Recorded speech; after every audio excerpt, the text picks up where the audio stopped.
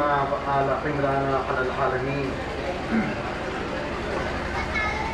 हमने यकीनन अल्लाह ने आदम को इस्तिफा फरमाया, नूह को मुस्तफ़ा बनाया, आले इब्राहीम को चुना और तमाम आलमीन के लिए आले इमरान को मुर्तज़ा बना दिया। ये ईसा करीमा का ज़ाहिरी तर्जुमा है। ईसा करीमा के ज़हन में आप हज़रात मुसलसल गुफ्तगू समाअत फरमा रहे हैं। जिस सिलसिले की और इस मशरे की ये आखिरी गुफ्तगू है, अब तक की हमारी गुफ्तगू का माहज़र ये रहा कि जो हम कल भी अर्ज कर रहे थे, यकीनन अल्लाह ने चुना आदम को, नूह को, आले इब्राहीम को और आले इमरान को। जिस वक्त अल्लाह ने आदम को चुना उस वक्त आदम जैसा कोई दूसरा न था। जिस वक्त अल्लाह ने नूह को इंतखाब किया, नूह को मुंतखब फरमाया, उस वक्त नूह के जैसा कोई और न था। जिस वक्त अल्लाह ने आले इब्राहीम को चुना उस वक्त आले इब्राहीम जैसी किसी की आल न थी। जिस वक्त अल्लाह ने आले इमरान को चुना उस वक्त आले इब्राहीम की कोई बराबरी करने वाला न था। और मैंने कल की गुफ्तगू में ये भी गुजारिश की थी कि सबने चुना है। अल्लाह ने आदम को चुना, नूह को चुना, आले इब्राहीम को चुना और आले इमरान को चुना। शैतान ने बहकाने वालों को चुना। सबका अपना अपना चुनाव होता है। हालांकि चुनने का इख्तियार सिर्फ अल्लाह को है। इंतखाब करने का हक, मुंतखब करने का हक, मुस्तफ़ा बनाना, इर्तिज़ा करना, मुर्तज़ा करना, मुस्तफ़ा करना, इज्तबा करना, ये अल्लाह का इख्तियार है, अल्लाह का हक है। ये बंदों को हक हासिल नहीं है। लेकिन बंदों ने किसी को बनाया, बंदों ने किसी को चुना, तो बंदे भी चुने गए और अल्लाह ने भी किसी को चुना। सब चुनते हैं। और बात को आसान कर दूं, हालांकि मैं किसी से ये नहीं कहने वाला कि आप आगे आ जाइए या आप तवज्जो फरमा लीजिए। जो जहां बैठा है, जिस अंदाज से सुन रहा है, उसी अंदाज से समाअत फरमाते चले जाइए। इसलिए कि पेशखानी और मजलिस तो हो चुकी है। मैं तो बातखानी के लिए आया हूँ। सलवात शाह फरमाते बर मोहम्मद वाले सवाबन। और गुजारिश करूंगा मुंतज़मीन से और अशरे के बानियान से, जिम्मेदारान से, कि जब तक ये कैमरे चल रहे हैं, लाइव चल रही है, मेरी मस्जिद चलती रहे। लेकिन गुजारिश है कि उसके बाद मेरी जितनी मजलिसें हैं सबको डिलीट कर दिया जाए। एक और दुरूद इरशाद फरमाते बर मोहम्मद वाले मोहम्मद।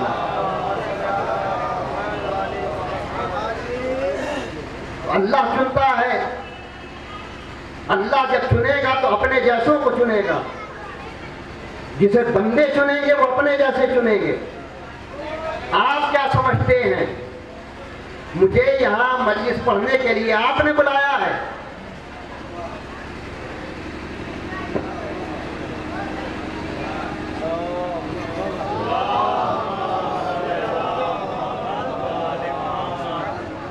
आपने नहीं बुलाया। ये तो शहजादी सैयदा ने मुझे चुना है। सब अपने अपने एतबार से चुनते हैं।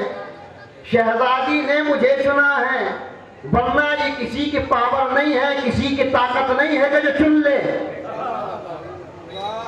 तो शहजादी ने मुझे किसी लायक समझा, किसी काबिल समझा, जिक्र करने के लायक समझा, तभी तो चुना।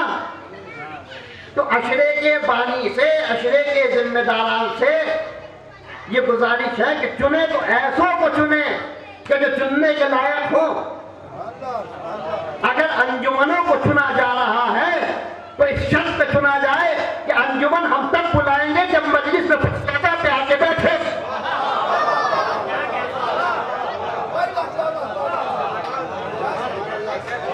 अगर अंजुमन को बुलाया जा रहा है, अंजुमन को चुना जा रहा है, तो इस शर्त के साथ चुना जाए कि फर्श पे बैठे। ये नहीं कि अगर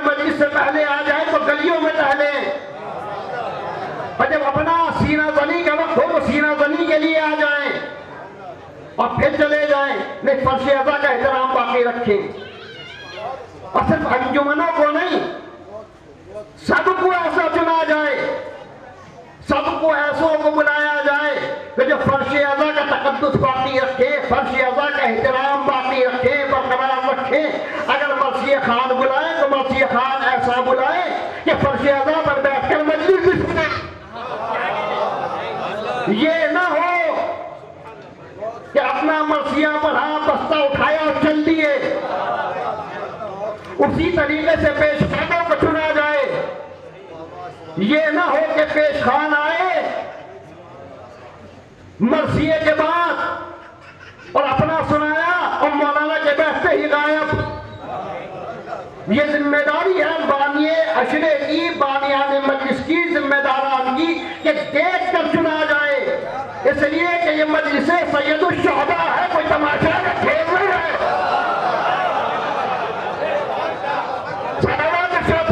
मोहम्मद वाले मोहम्मद।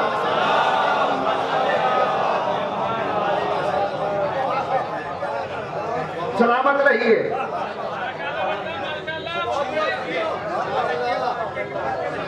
जज़ाकल्लाह, खुशो खुर्रम रहिए, आबाद रहिए। इसलिए कि शहजादी हर एक को नहीं चुनती, अल्लाह ने भी चुना, शैतान ने भी चुना, बंदों ने भी चुना। ये तो चुनना बता देता है कि किसके चुने हुए हैं। चुनना बता देता है, जबान बता देती है, स्टेशन बता देता है कहां के चुने हुए हैं। निहाल भाई कौन सी भाषा बोल रहे हैं, कौन सी जबान बोल रहे हैं। आप जरा रिमोट लीजिए और चैनल बदलते जाइए। हिंदी जबान सुनाई दी, मालूम हो गया हिंदुस्तान का स्टेशन बोल रहा है। उर्दू जबान सुनाई दी, समझ गए पाकिस्तान का स्टेशन बोल रहा है। अंग्रेजी सुनाई दी, हम समझ गए अमेरिका का स्टेशन बोल रहा है। अरबी जबान सुनाई दी, हम समझ गए सऊदी का स्टेशन बोल रहा है। फारसी जबान सुनाई दी, हम समझ गए ईरान का स्टेशन बोल रहा है। ये तो जबान सुन के पता चल जाता है कि कौन सा स्टेशन बोल रहा है, किसके चुने हुए हैं। अगर देखना हो अल्लाह का चुना हुआ कौन है, शैतान का चुना हुआ कौन है, तो जबान सुन के पता कर लो। अगर बात अल्लाह वाली बताए तो अल्लाह का चुना हुआ, शैतान वाली बताए तो शैतान का चुना हुआ।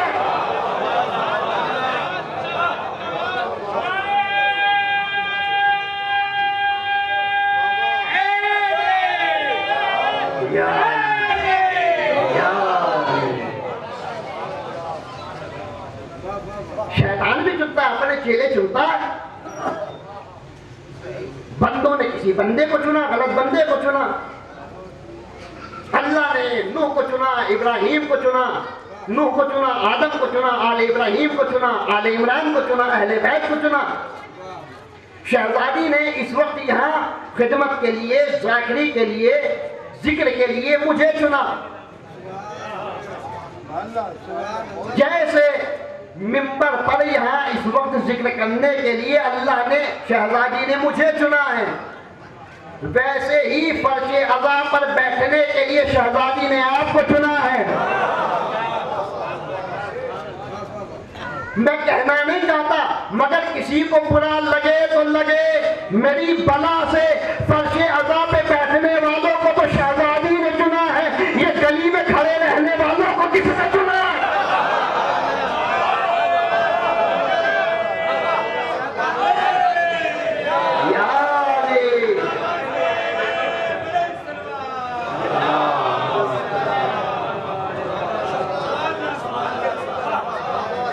ये पत्थर पे बैठने वालों को किसने चुना? नाली पे बैठने वालों को किसने चुना? और मुझे अपने दोस्त अभी 2 मजलिसें पढ़ के गए हैं, मौलाना नजर अब्बास साहब अजमेर वाले, उनका जुमला मुझे याद आ रहा है। जुमला मेरा नहीं, नाम लेके कह रहा हूँ। उन्होंने जुमला कहा था, जिसे फर्श अज़ा पसंद है वो फर्श अज़ा पे बैठता है, जिसे नाली पसंद है वो नाली पे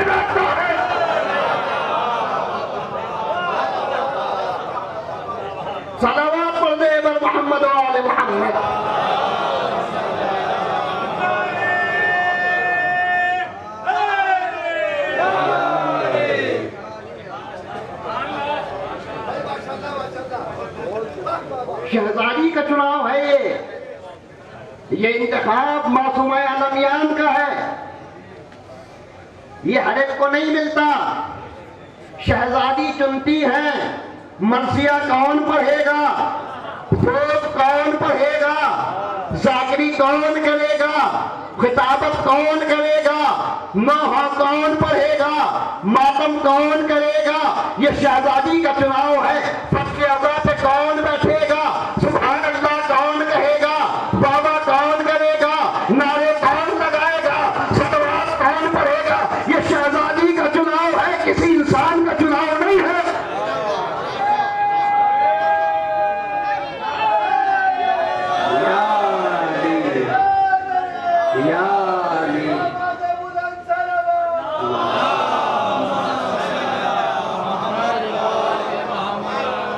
और गुजारिश करूंगा, मैं अपनी हर गुफ्तगू में गुजारिश करता हूं कि किसी दूसरे को ना देखें, माजरत के साथ किसी दूसरे के गिरेबान में न झांके, अंगुष्ठ नुमाई न करें, अपने गिरेबान में झांके। हमें शहजादी ने किस लिए चुना, जिक्र के लिए चुना, वाहवा के लिए चुना, सुभान अल्लाह के लिए चुना, नारा लगाने के लिए चुना, सलवात पढ़ने के लिए चुना। अगर हम खामोश बैठे हैं तो फिर हमें सोचना चाहिए कि हमें खामोश बैठने के लिए किसने चुना। सलवात पढ़ने पर मोहम्मद वाले मोहम्मद।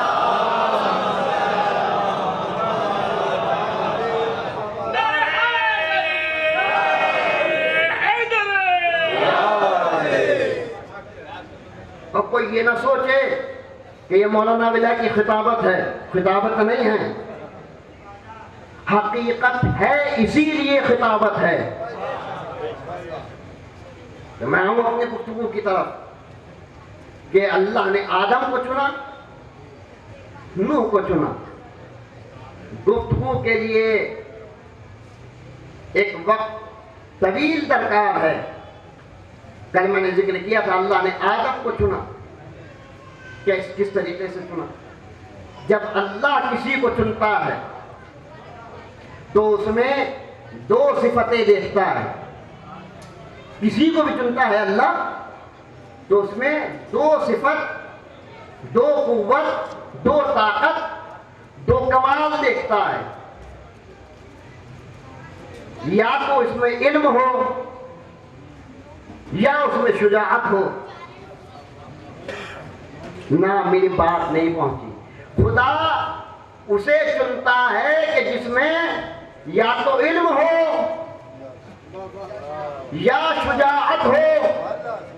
और माहिरीन नफ्सियात का मानना यह है कि ये दोनों मुतबाद चीजें हैं। अगर कोई बहादुर होगा तो आलिम नहीं होगा, आलिम होगा तो बहादुर नहीं होगा। ये दोनों सिफतें, दोनों कमाल बैक वक्त किसी में भी जमा नहीं हो सकते। हमारी जाने कुर्बान हो जाए ज़ाते मौलाए कायनात पर, आलिम ऐसा कि मिंबर पर बैठकर दावा किया सलूनी सलूनी, बहादुर ऐसा दो उंगलियां लगाए तो खैबर का दरवाजा उखाड़ दे।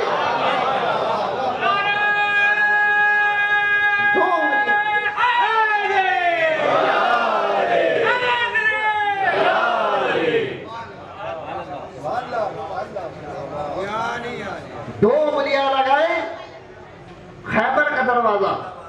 मिंबर पर आए तो सलूनी सलूनी। जज़ाकल्लाह, मौला आपको सेहत अता फरमाए। जो चाहे मुझसे मालूम कर लो। बाएं हाथ की दो उंगलियों से खैबर का दरवाजा उखाड़ लिया।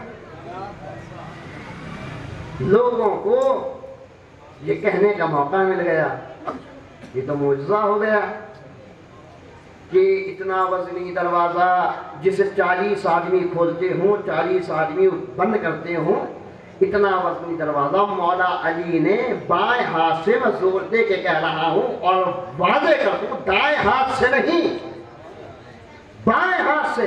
आप कहेंगे दलील क्या है?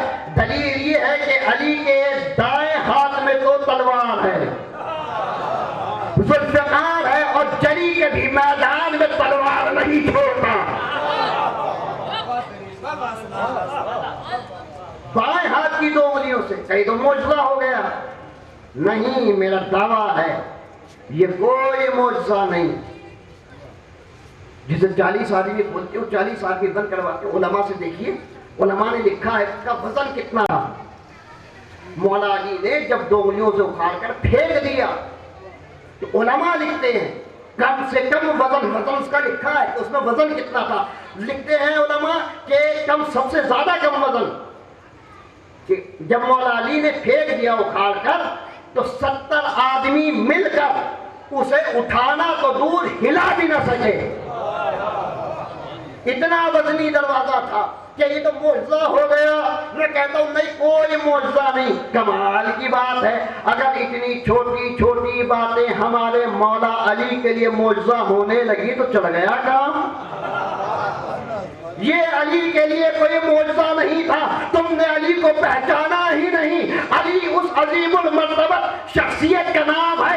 अगर अली कंबल से कह देते तो अली का कह देना कंबल में वो ताकत पैदा कर देता कि खैबर का दरवाजा कंबल की 2 उंगलियों पे होता। सलावत पढ़ने पर मोहम्मद वाले मोहम्मद।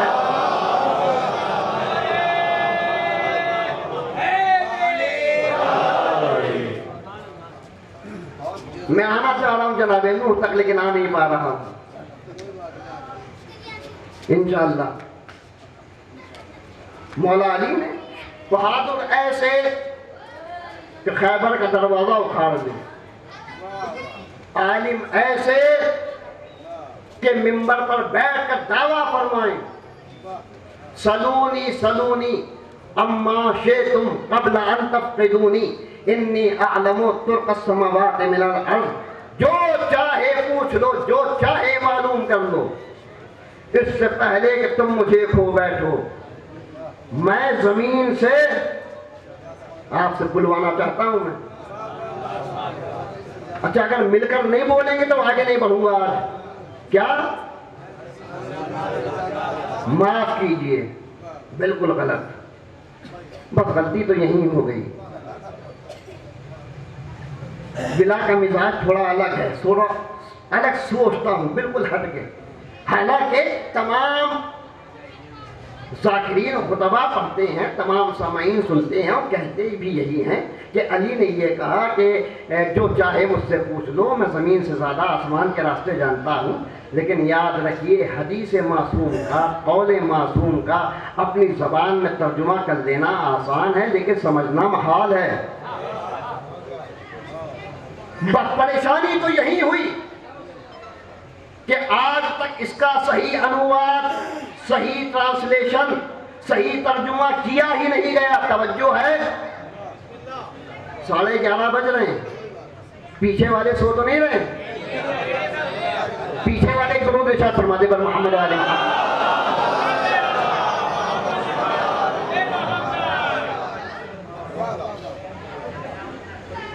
मौलाना साहब आगे तशरीफ लेंगे।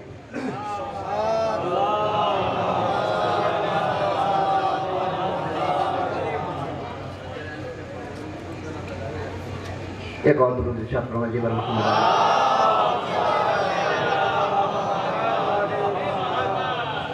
11:30 बजने वाले हैं, 12 नहीं बजने वाले। अल्लाह करे 12 बजे मुखालिफीन अहले बैत के चेहरों पर। और जब मैंने अभी घड़ी देखी तो मुझे, हालांकि इरादा नहीं था, लेकिन मैं कह चुका हूं यहाँ वही पढ़ा जाता है जो ये पढ़वाते हैं। और ये गवाह है कि सोच कर आया था, बहुत काफ़ी पहले से सोच रहा था कि इमाम हुसैन अलैहिस्सलाम का जिक्र करूँगा, और अभी कुछ देर पहले जहन बतला के जनाब नूह का जिक्र करूँगा, लेकिन पढ़ा हो जा रहा है जो ये पढ़वा रहे हैं, और वो अभी तक मैं वहाँ तक पहुँच नहीं पा रहा हूँ। ये गवाह है, आप समझे ना समझे। 11:30 बजने वाले हैं, इंशाअल्लाह 12 बजने से पहले मैं उतर जाऊँगा। अल्लाह ना करे किसी के 12 बजे, सिवाय दुश्मनाने अहले बैत के। कितने निशान हैं इसमें? 12 गिन लीजिए, एक बार और देख लीजिए, कोई शक हो। कितने निशान होते हैं घड़ी में? 12। सुइयां कितनी होती हैं? 3 होती हैं। कुछ समझ में आती बात? आ गई? माशाल्लाह। निशान 12 है, सुइयां 3 है। मैं कुछ और समझता हूं इनसे। आपने कभी इन 12 को अपनी जगह से हिलते हुए देखा?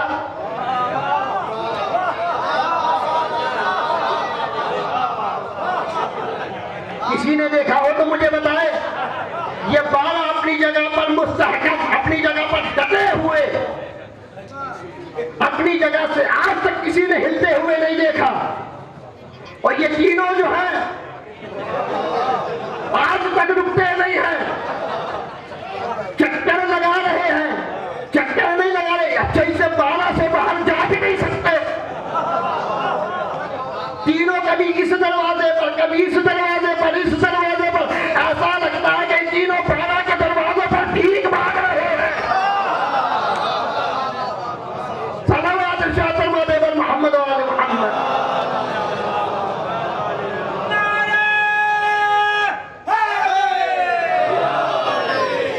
माशाअल्लाह, जज़ाकल्लाह, खुश रहिए, शादो आबाद रहिए।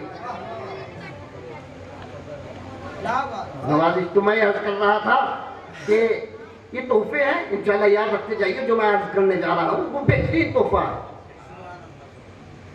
शायद हर एक की सलाह हो जाए। माजरत के साथ मौला ने इरशाद फरमाया, सलूनी सलूनी, पूछ लो पूछ लो, अम्मा शे तुम, जो तुम चाहो, कबला अन तफ्क़िदूनी, इससे पहले कि तुम मुझे खो बैठो। मौलाए कायनात के लफ्जों पर गौर फरमाया, इससे पहले कि तुम मुझे खो बैठो। मौला ने ये नहीं कहा कि मैं तुम्हें खो बैठूं। याद रखना, मैं तुम्हें नहीं खो सकता, तुम तो मुझे खो सकते हो, मैं तुम्हें नहीं खो सकता। अगर यकीन ना आए, जिंदगी के किसी भी मोड़ पर आवाज देकर देख लेना, अगर पुकारने से पहले अली ना जाए तो अली को आगे लगाना।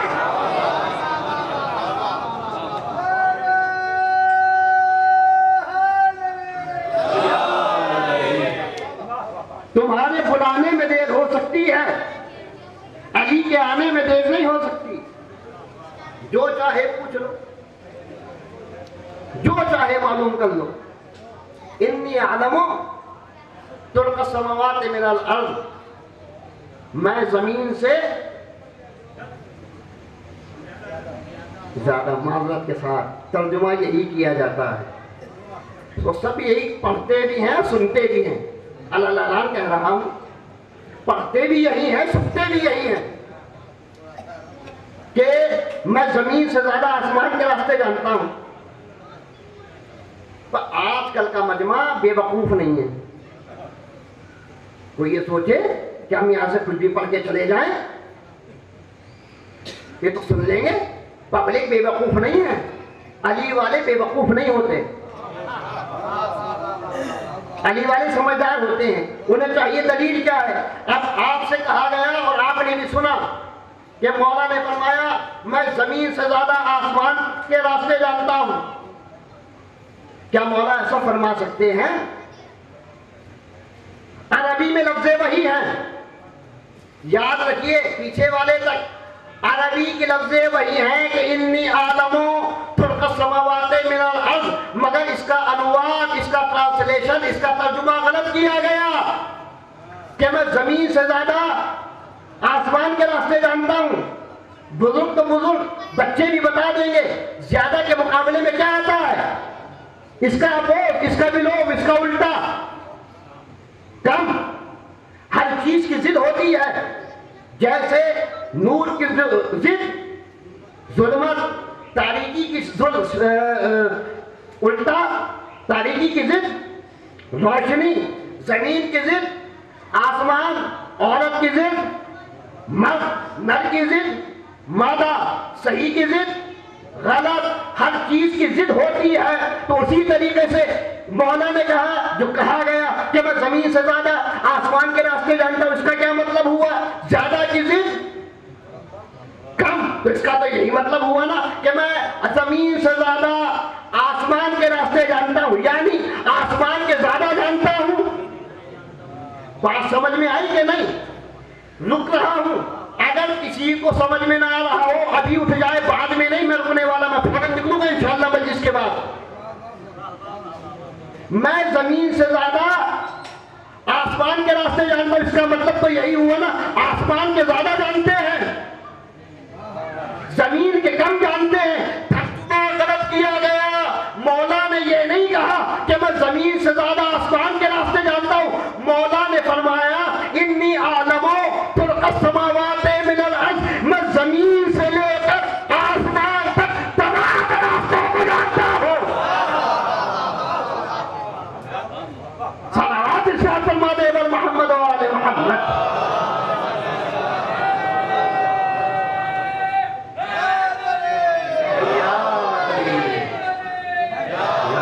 मौलाना तशरीफ फरमा है, इनसे मालूम फरमाइए अरबी ग्रामर के एतबार से यही तर्जुमा होगा कि मैं जमीन से लेकर आसमान तक सारे रास्ते जानता हूं, न मुझसे कोई जमीन का रास्ता पोशीदा है, न मुझसे कोई आसमान का रास्ता छुपा हुआ है। अली सारे रास्तों को जानता है।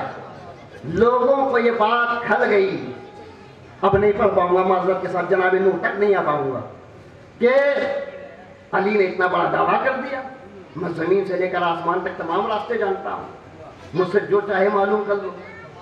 लोगों ने सवाल कैसे कैसे किए, या अली ये फरमाइए मेरे सर पे बाल कितने हैं?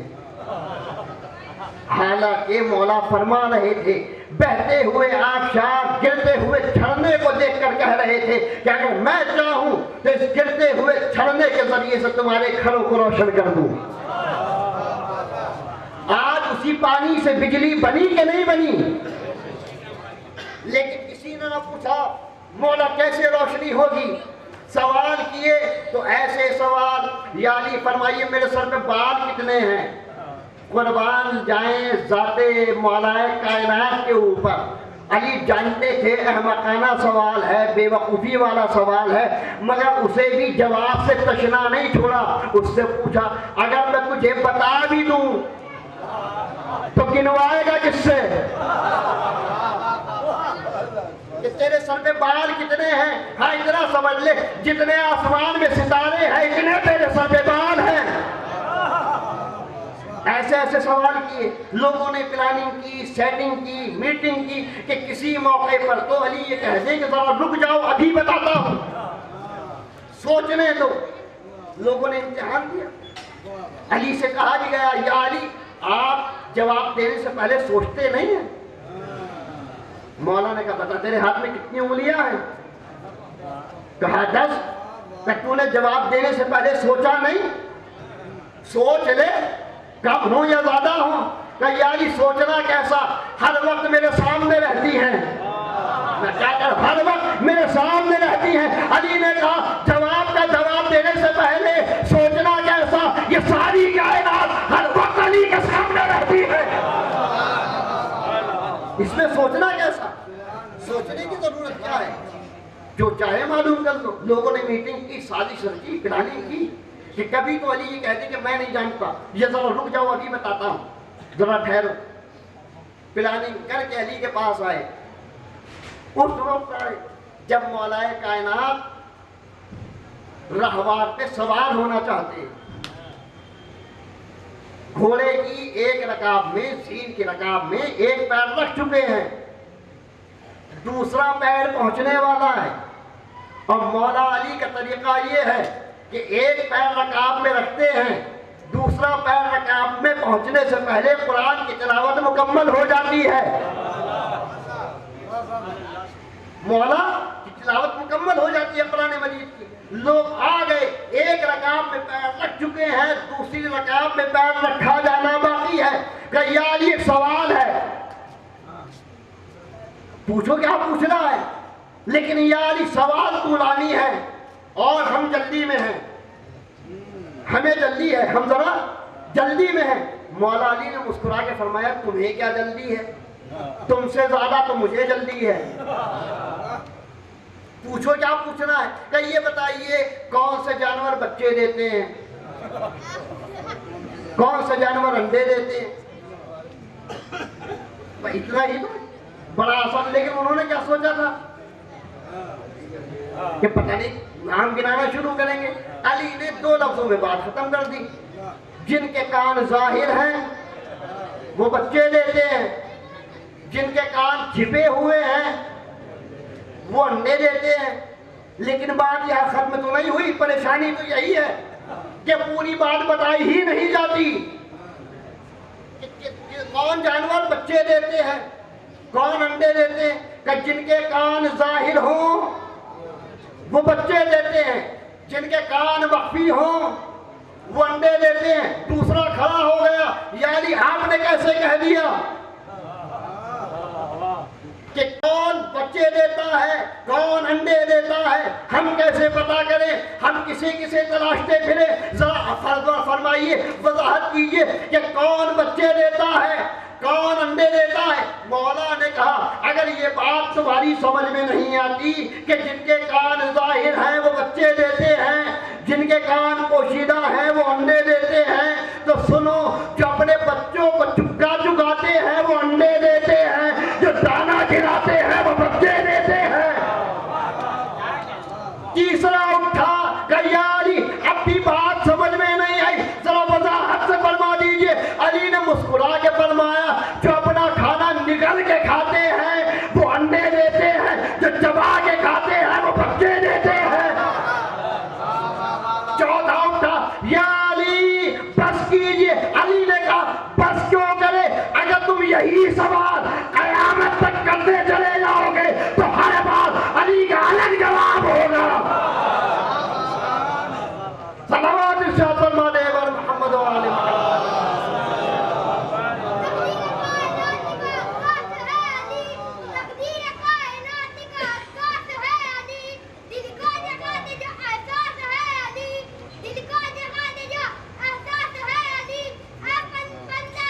माशाअल्लाह माशाअल्लाह।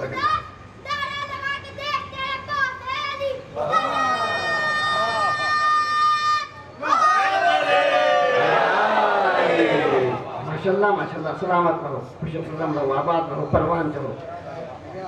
सेहत और सलामती के लिए एक बुलंदतरीन दुरूद इरशाद फरमाने पर मोहम्मद।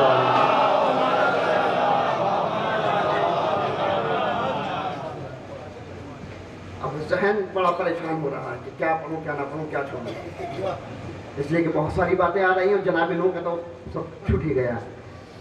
लेकिन एक तोहफा आप मुझसे ले लीजिए इस वक्त, एक और तोहफा इंशाल्लाह याद रखिएगा कि अल्लाह जब भी किसी को चुनता है तो 2 कमाल देखता है,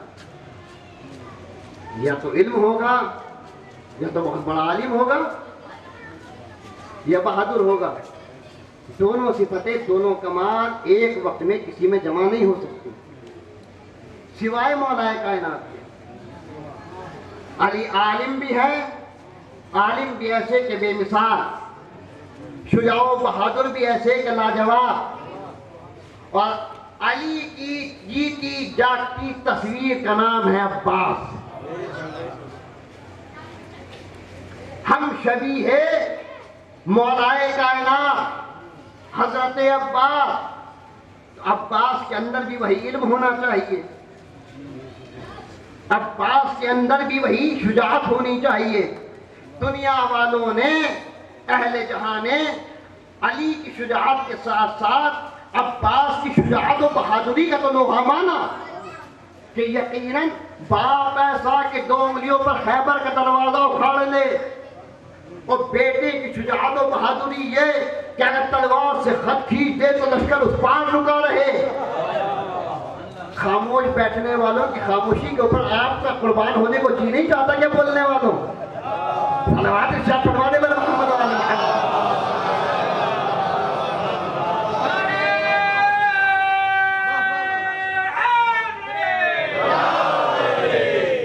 सलामत रहिए, खुशखुर्रम रहिए, शादो आबाद रहिए।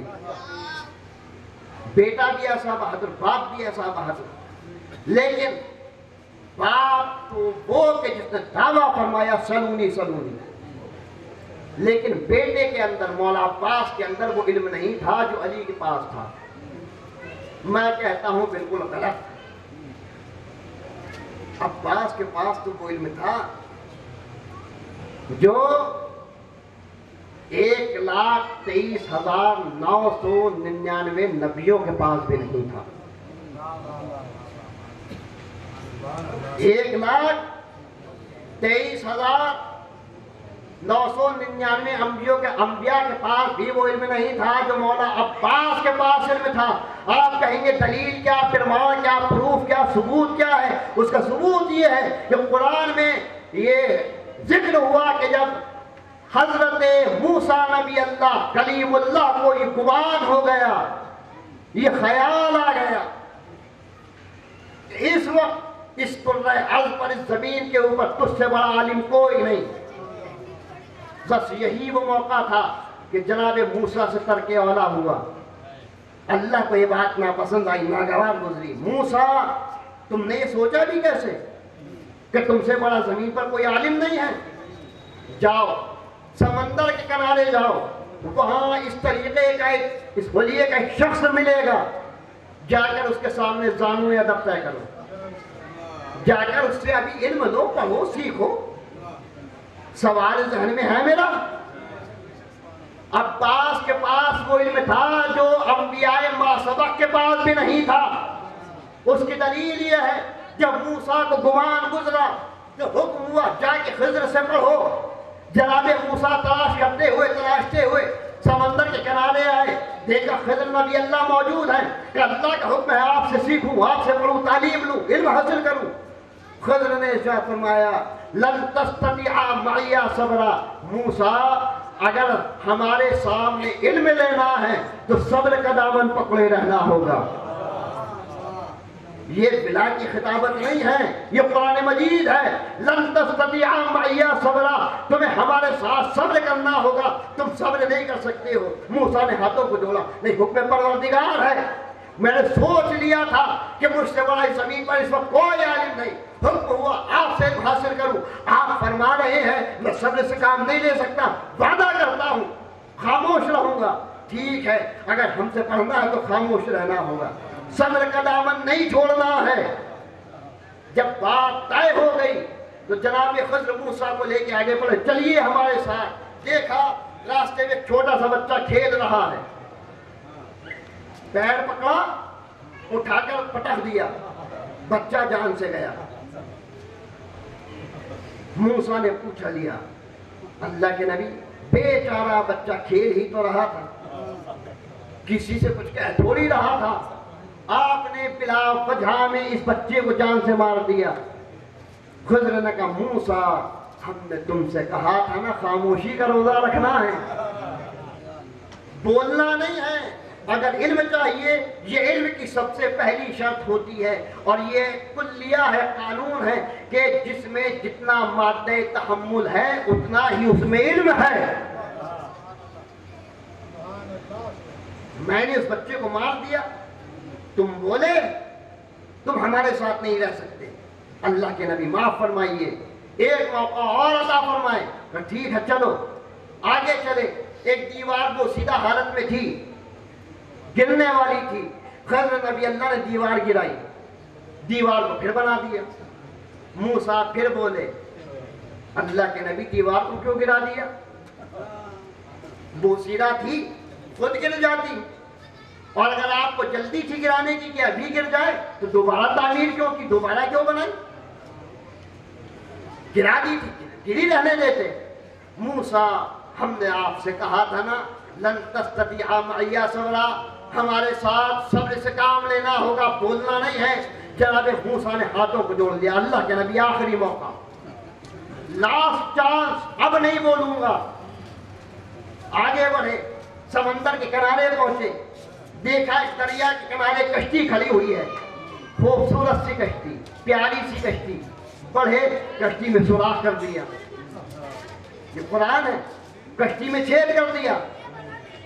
मूसा फिर बोले अल्लाह के नबी बड़ी प्यारी कश्ती थी, सही और सालिम थी, बिला वजह में आपने इस पे छेद कर दिया, बस अब बात खत्म हो गई। खज़र ने फरमाया मूसा, कुरान की लफ्ज़ें हैं, मूसा हाज़ा फ़िराक़ु बैनी व बैनिक, अब तुम्हारा रास्ता अलग है और हमारा रास्ता अलग है। हमने आपसे कहा था खामोश रहना होगा, बोलना नहीं है। आप हर मंजिल पर हर मौके पर बोले, अब आपका रास्ता अलग, हमारा रास्ता अलग। आप हमसे इल्म नहीं ले सकते हैं। हाँ, जाते जाते आप अपने तीनों सवालों का जवाब लेते जाइए। हमने बच्चे को क्यों मारा, हमने दीवार क्यों गिराई, दोबारा क्यों तामीर की, हमने कश्ती में सुराख क्यों किया। तो सुनो मूसा, वो बच्चा बड़ा होकर एक जालिम और जाबिर बनता, जुल्म तशद्दुद करता, हमने जुर्म करने से पहले ही उसे उसकी सजा सुना दी। अब होते हैं ना कुछ, मैं कह चुका हूं, समझदार होना अच्छी बात है, ज्यादा समझदार होना अच्छी बात नहीं है। अब कोई ये कहने लगे कभी तो इसने जुर्म किया भी नहीं और इसे मार दिया, तो एक तफसीली गुफ्तगू है, गुफ्तगू का रुख मुड़ जाएगा। फिलहाल से इतना समझ लीजिए कि मासूम को दो तरीकों का हुक्म होता है, एक शरीयत ज़ाहिरी पर अमल करने का, दूसरा शरीयत बातिनी पर अमल करने का। मूसा को हुक्म था शरीयत ज़ाहिरी पर अमल करने का, खज़र को हुक्म था शरीयत ज़ाहिरी के साथ शरीयत बातिनी पर भी अमल करने का। लिहाजा उन्होंने शरीयत बातिनी पर अमल करते हुए बच्चे को मार दिया। दूसरा सवाल कि दीवार क्यों गिराई, तामीर क्यों की, क्या इस दीवार के नीचे दो यतीम बच्चों का खजाना है। बच्चे अभी छोटे हैं, दीवार गिर जाती तो कोई और इनका माल लेके चला जाता। लिहाजा मैंने दीवार को इसलिए तामीर किया ताकि जब ये बच्चे आलम शऊर को पहुंचेंगे, हद बुलूग को पहुंचेंगे, समझदार होंगे, ये आएंगे अपना माल लेकर चले जाएंगे। अब मैंने कश्ती में सुराख इसलिए किया कि यहाँ का बादशाह कश्तियों को बैतुल माल में जमा करवा रहा है। अब बुजुर्ग तो समझ गए, बच्चे शायद न समझे हो कि बैतुल माल में कैसे जमा होती है, तो बच्चों को समझा दो। देखा होगा ना इलेक्शन के टाइम में गाड़ियां जमा हो जाती हैं, वैसे ही बादशाह बैतुल माल में कश्तियों को जमा करवा रहा है। और ये बेचारा गरीब मल्ला की कश्ती है, इस कश्ती को ऐबदार देखेगा, चलाने के लायक नहीं समझेगा, छोड़ देगा। ये गरीब मल्ला दोबारा छेद को सही करके, सुराख को सही कर अपने मईशत, अपने रोजगार में ले लेगा। ये इसका जवाब हुआ। अब बात पहुंची आप हजरत तक कि हजरत अब्बास के पास वो इल्म था जो अंबियाए मासबक के पास भी नहीं था। मैं कंपेयर नहीं करना चाहता, तुलना नहीं करना चाहता, बराबरी करना मकसूद नहीं है, बस इतना कहना चाहता हूँ ये जनाबे मूसा की मंजिल थी कि तीनों मौके पर बोले खज़र ये क्या किया, खज़र ये क्या किया, खज़र ये क्या किया। लेकिन ये अब्बास का भी काल है, हुसैन ने हर मंजिल पे रोका, अब्बास ने उपना किया। सलावत इरशाद फरमा दे बर मोहम्मद।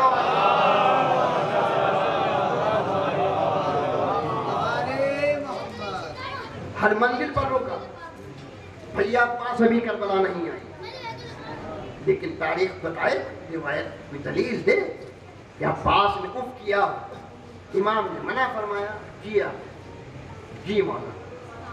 लेकिन जब करबला आ गई, यकीन कीजिए जब तक अब्बास के बाजू सलामत रहे हुसैन के ऊपर हाथ उठाए। बस मैं आ गया अपनी मंजिल की तरफ और आप आमादा हो गए फुर्सत देने के लिए। तमाम मसाइब जिक्र न कर सकूंगा, बस एक मंजर और खत्म दुआ कि जब अब्बास भी बाकी न रहे, अली अकबर भी शहीद हो गए, तो हुसैन को मलाल तो इसी बात का रहा कि अब्बास मर गए, अली अकबर जुदा हुआ। हमसे किसी ने ये भी ना पूछा कि क्या हुआ। हुसैन को अफसोस तो इसी बात का रहा। और जब सब जाम शहादत नोश फरमा चुके तो हुसैन आखिर में अपनी कुर्बानी पेश करने के लिए खैमे से बरामद होने लगे। बस मैंने बहुत ज्यादा मुख्तसर कर दिया अरबाब आज़म, सब कुछ छोड़ दिया मैंने। हुसैन खेमे से बरामद हुए, मतलब दाई जानिब देखा, बाई तरफ देखा, कोई सवार कराने वाला नजर न आया। तो दरियाए फरात का रुख करके आवाज दी, मेरे शेर अब्बास मदीने से बड़ी शान से सवार करा के लाए थे, क्या आज अपने मौला को सवार न कराओगे? दरिया के किनारे गाजी का लाशा तड़प गया, ए मौला मौत ने मजबूर कर दिया, वरना आपके हुक्म की तावील में अभी हाजिर हो जाता। अब्बास ने जवाब दिया, पीछे से बहन की आवाज आई, ए मेरे माँ जाए, अगर आज अब्बास अकबर नहीं है तो क्या हुआ, ये माँ जाई आपको सवार कराएगी। जज़ाकल्लाह जज़ाकल्लाह, खुदा तो कोई गम न दे सिवाय गम अहले बैत। अल्लाह की नवाजों पर रहमत नाज़िल फरमाए, आपकी आंख से निकलने वाले हर आंसू के कतरे को खुदा नुमाने जनाब सैयदा में जगह अता फरमाए। ज़ैनब ने हुसैन को सवार कराया। हुसैन जग के चले बाद दोपहर रंग को, न था कोई जो था में रिकाब कौसर को। हुसैन चुपके खड़े थे झुकाए गर्दन को, सकीना छाड़ रही थी अबाज दामन को। ना आसरा था कोई शाहे करबलाई को, फकत बहन ने किया था सवार भाई को। ए मेरे माँ जाए, कल तक जो काम अब्बास अकबर करते थे आज ज़ैनब अंजाम देगी। ज़ैनब ने बाजू पकड़कर हुसैन को सवार कराया। हुसैन पुश्ते सुलझना पर बैठे, रहवार को एड़ लगाई, चाहते हैं मैदान क़िताल की तरफ आगे बढ़ाए, लेकिन रहवार ने कदम आगे न बढ़ाए। तो हुसैन ने फरमाया, मेरे नाना के घोड़े मैं जानता हूँ हमारे साथ साथ तू भी कई रोज का भूखा और प्यासा है, लेकिन मेरे नाना के घोड़े यकीन रख तेरे ऊपर सवार होने वाली बस ये आखिरी सवारी है, इसके बाद तेरे ऊपर कोई सवार होने वाला ना होगा। मेरे नाना के घोड़े अपने कदम आगे बढ़ा दे, मुझे मेरी मंजिल तक पहुंचा दे, इतना कहना था। रहवार ने फरमाया अपनी जबान बेजबानी में, मौला कदमों को कैसे आगे बढ़ा लूं? आपके सीने पे सोने वाली सकीना मेरे सुमों से लिपटी हुई बैन कर रही है, मेरे बाबा के घोड़े मेरे बाबा को न लेके जा। हुसैन ने देखा सकीना सुमों से लिपटी हुई है, पुश्ते परस से नीचे उतरे, सकीना को आगोश में उठाया, सर पे दस्ते शफकत फेरा, पेशानी को चूमा। मेरी लाल तुम तो हमें खुदा हाफिज कह चुकी थी, तुम तो हमें आखिरी सलाम कर चुकी थी, अभी हमें रोकने का सबब क्या है? सकीना ने फरमाया, बाबा आप तो जानते हैं ना, जब तक आपका सीना न मिल जाए सकीना को नींद नहीं आती। बाबा मैं जानती हूँ आप जा रहे हैं, लौट कर वापस ना आएंगे, बाबा बस इतना बता दीजिए जब आप ना होंगे तो सकीना किसके सीने पर सोएगी? हुसैन ने फरमाया, मेरी लाल आज से दस्तूर बदल जाएगा, आज से अली असगर हमारे सीने पर सोएंगे, तुम अपनी माँ के बराबर में सोने की आदत डाल लो। सकीना ने नन्हे नन्हे हाथ छोड़ दिए, ए बाबा आपका हुक्म सलाखों पर, बाबा आपका हुक्म सर माथे पर, यकीनन मैं अपनी माँ के बराबर में सोने की आदत डाल लूंगी, लेकिन बाबा बस जाते जाते एक बार, बाबा आखिरी बार मुझे अपने सीने पर सुला लीजिए। हुसैन ने बेटी की ख्वाहिश को मंजूरी अता फरमाई। करबला की वो तपती हुई रेत कि जिस पर अगर गेहूं का दाना डाल दिया जाए तो दाना भुन के रह जाए, हुसैन बेटी के लिए करबला की तपती हुई रेत पे लेट गए, सकीना को छाती पे लिटा लिया। सकीना को बाप का सीना मिला, बच्ची को सुकून मिल गया। अज़ादारो कैसे अर्ज करूं, सुकून मिला, बच्ची को नींद आ गई, कुछ देर तक बच्ची सोती रही, लेकिन यकायक सकीना ने चौंककर आंखें खोल दी। आंखें खोलते ही कहा, बाबा अलीना, बाबा खुदा हाफिज, बाबा आखिरी सलाम। हुसैन ने पूछा, सकीना तुम्हें तो सुकून मिल गया था, तुम्हें तो नींद आ गई थी, ये चौंककर आंखें खोलने का सबब क्या है? सकीना ने कहा, हाँ बाबा आपका सीना मिला तो मुझे सुकून मिल गया था, मुझे नींद आ गई थी, लेकिन बाबा ख्वाब में दादी सैयदा तशरीफ लाई थी, फरमा रही थी, ए सकीना मेरे लाल को ना लाल, मक्तल में मैं अपने बच्चे का इंतजार कर रही हूँ। जज़ाकल्लाह जज़ाकल्लाह। पढ़ चुका मसाइब, खत्म हो रही है मजलिस। अभी कुछ लम्हों में आप हज़रात जुलजना और ताबूत की ज़ियारत फरमाएंगे। मन्नतें मांग लीजिएगा, मुरादें मांग लीजिएगा। हाँ, रोने वालों, ये उसी जुलजना की शबीह है।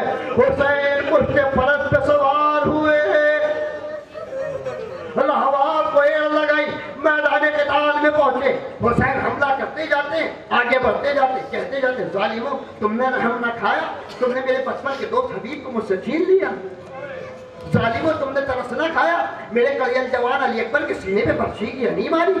तुमने जर्रा बराबर रहम न खाया, तुमने मेरे बराबर के भाई अब्बास के बाजू काट दिए। तुमने रहम न खाया, मेरे भाई की निशानी कासिम की लाश के पामाल कूट कर दिया। तुमने रहम न खाया, तुमने तरस न खाया, मेरे दूध पीते हुए बच्चे को 3 भाग की तीर का निशाना बनाया। हुसैन हमला करते जाते हैं, आगे बढ़ते जाते हैं। फौजी अश्किया से आवाज आ रही है, हुसैन आपको असगर का वास्ता तलवार रोक लीजिए, हुसैन आपको अकबर का वास्ता तलवार रोक लीजिए, हुसैन आपको अब्बास अलमदार का वास्ता तलवार रोक लीजिए। लेकिन हुसैन है जो हमला करते जाते हैं, आगे बढ़ते जाते हैं। एक मरतबा आवाज कुदरत आई, या अय्युहन नफ्सुल मुतमइन्ना इरजिई इला रब्बिक राज़ियतम मर्ज़िया। हुसैन शुजाअत के जौहर दिखा चुके, अब जरा सब्र की मंजिल में आ जाइए। आवाज कुदरत का आना था। हुसैन ने तलवार को नियाम में रखा, आजादानो तलवार नियाम में जा गई, कयामत हो गई। चारों तरफ से भागी हुई मौजें सुनती, सहरा कला दुश्मनों के नरगे में घिर गया। अब कोई तीर चला रहा था, कोई तलवार मार रहा था, कोई नेज़े से अज़ियत पहुंचा रहा था। जिसके पास कुछ नहीं था, वो अपनी झोली में पत्थर लिए हुए ज़हरा के लाल को अज़ियत पहुंचा रहा था।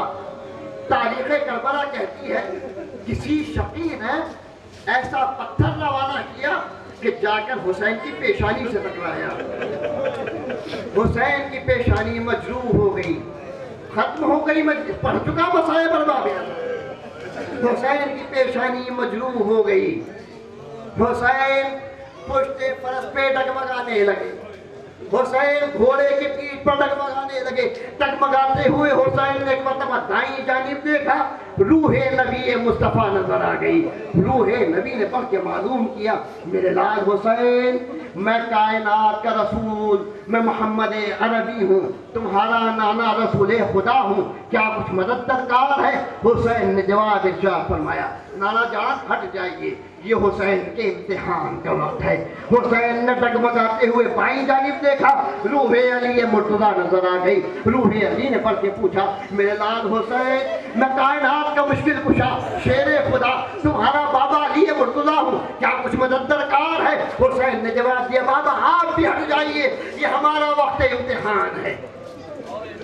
हुसैन ने घोड़े की पीठ पर डगमगाते हुए सामने की तरफ देखा, रूहे हसन मुज्तबा नजर आ गई। रूहे हसन ने मालूम किया, मेरे भाई हुसैन, मैं आपका कुव्वत बाजू, आपका भाई हसन हूँ, क्या कुछ मदद दरकार है? हुसैन ने जवाब दिया, भैया आप भी हट जाइए, ये हुसैन के इम्तिहान का वक्त है। फिर एक मरतबा रूहे नबी ने पूछा, रूहे अली ने सवाल किया, रूहे हसन ने मालूम किया, आखिरी जुमले, ए हुसैन, जब तुम्हें किसी की मदद दरकार नहीं है तो फिर ये इधर उधर तुम्हारी निगाहें आखिर किसे तलाश कर रही है? हुसैन ने जवाब दिया, ऐ नाना, ऐ बाबा, ऐ भैया, जब मेरी माँ का वक्त आखिर था ना, तो मेरी माँ ने मुझसे वादा किया था, हुसैन आज मैंने बुलाया तो तुम आ गए। ए मेरे बच्चे, कल जब तुम आवाज दोगे तुम्हारी माँ चली आएगी। ऐ नाना, ऐ बाबा, ऐ भैया, मेरी माँ नजर नहीं आती, लेकिन जेब से आवाज आई, आ मेरे बच्चे, मेरी गोद में आ जा। हुसैन ने बाकी गोद में सब लग दिया, शिर को खंजर लेकर आगे बढ़ा। वो बेअदबी की